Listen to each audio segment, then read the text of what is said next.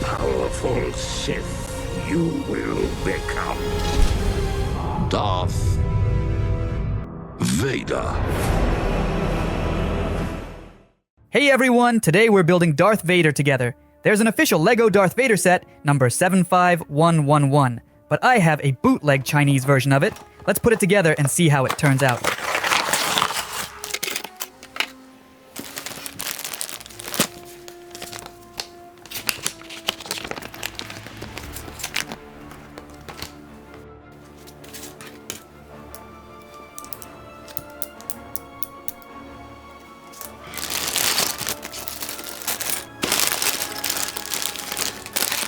That head is awesome. Seriously awesome.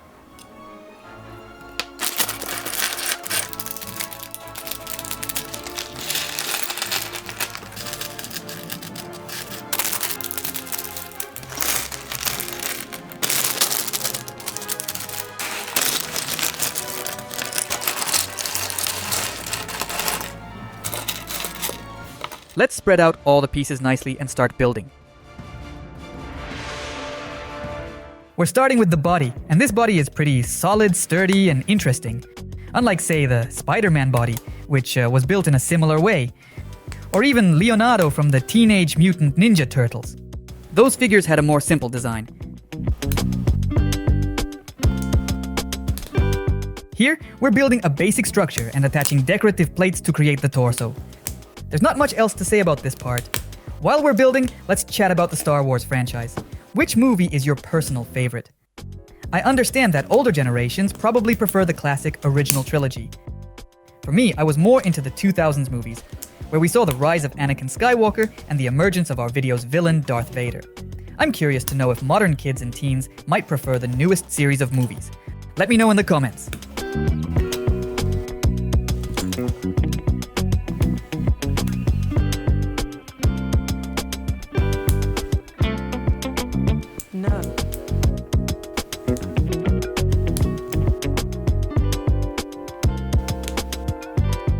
Alright, let's keep building and move on to attaching the neck and head joints. This is where the head will go, and it's quite a sturdy joint too. Now, we're attaching the structure where the legs will go. At first, I didn't quite understand the purpose of these pieces, but it turns out they're for attaching the decorative torso elements. It's a really well thought out system, a very clever design for Darth Vader's body.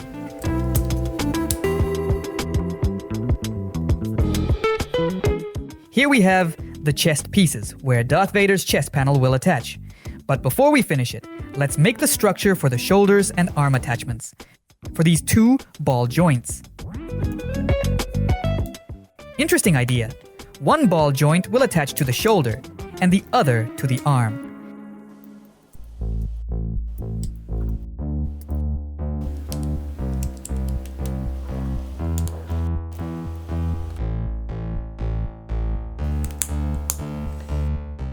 Now let's move on to attaching this panel to Darth Vader's chest. I wonder if it will be stable and sturdy. I'm a bit worried that it won't hold very well. Let's move the head to make more room for the torso.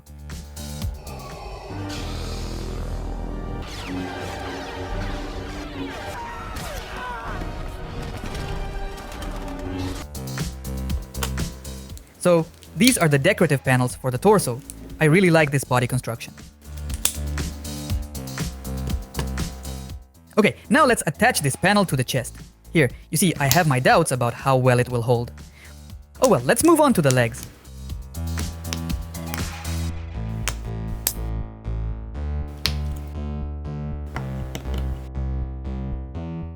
Pretty good joint system, sturdy legs, nothing's loose, I like it. Plus, there's a decorative piece that covers the shin and creates a curve that resembles a calf muscle. Again, I really like that the leg isn't empty. It's filled with decorative panels on all sides. Unlike Spider-Man, for example, here the whole system is quite well thought out.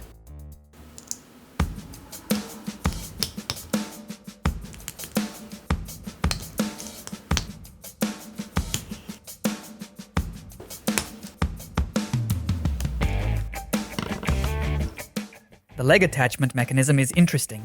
The legs will be quite movable. Definitely a plus for the design.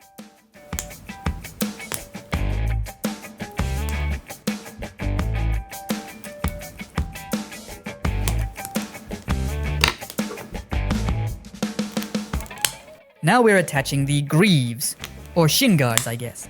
The boots look fantastic. And the thigh armor, which consists of 2 parts.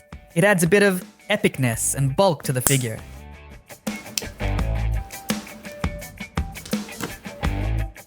Let's quickly assemble the arms. The arms seem a bit short, I'd say.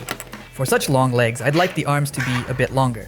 However, almost all constructions assembled in this way have this problem. Look here. It's interesting that the parts seem identical, but a slightly lighter shade of gray is used for the upper body. As a result, the construction doesn't have a uniform color, but rather an interesting transition and combination of shades. See, now I'm attaching the shoulders, deltoids, and it looks more interesting because they have a slightly different shade than the other body parts.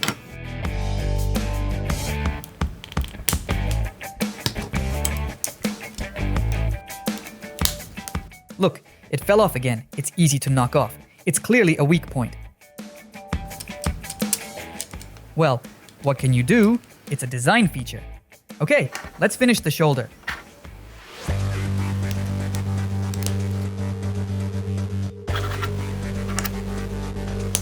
Look how cool the deltoid is. Powerful, massive, and it attaches like this on top of the shoulder to the arm. Looks really cool. You see, it's also a grayish shade, not black. I like how it looks together. A completely black panel with a slightly grayish and shiny one. Overall, the figure looks very shiny when you start assembling it. All these black and gray panels reflect the light very well and look impressive. Honestly, I didn't expect this figure to look so good when I started building. After all, it's not official LEGO, but a Chinese one, so I'm pleasantly surprised by the build quality and the shine of the parts. Let's finish assembling the torso by putting in the panels. The abdomen and chest panel.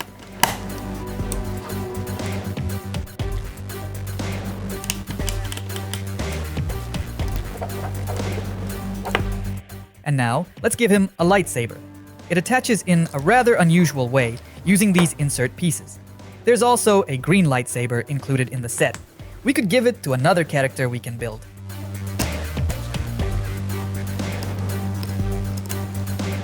Now let's attach the cape. It was a bit wrinkled straight out of the box, so I ironed it a little. But be careful when ironing, you shouldn't use too hot steam. In general, you need to iron the cape very gently through a cloth.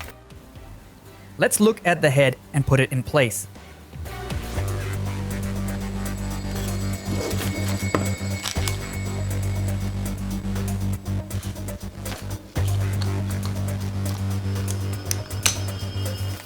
So, here's the figure we've got.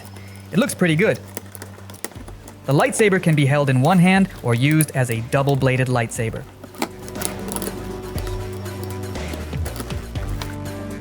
Let's take a look at Spider-Man, who was assembled in a similar way.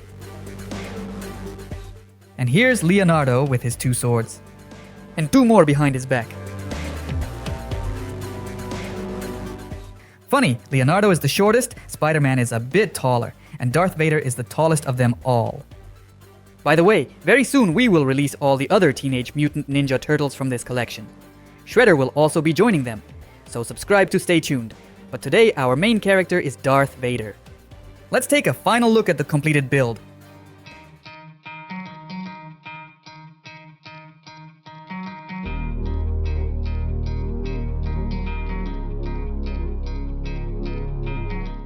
Look how all the panels reflect the color, it looks pretty cool. It's really shiny.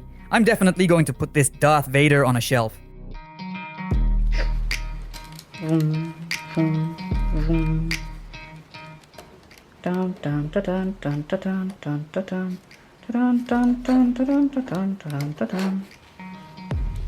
So, what do you think? Subscribe to the channel, leave comments, and like the video. On the left is a playlist with my other Star Wars sets. And on the right is what YouTube recommends for you based on your interests. See you later. Bye.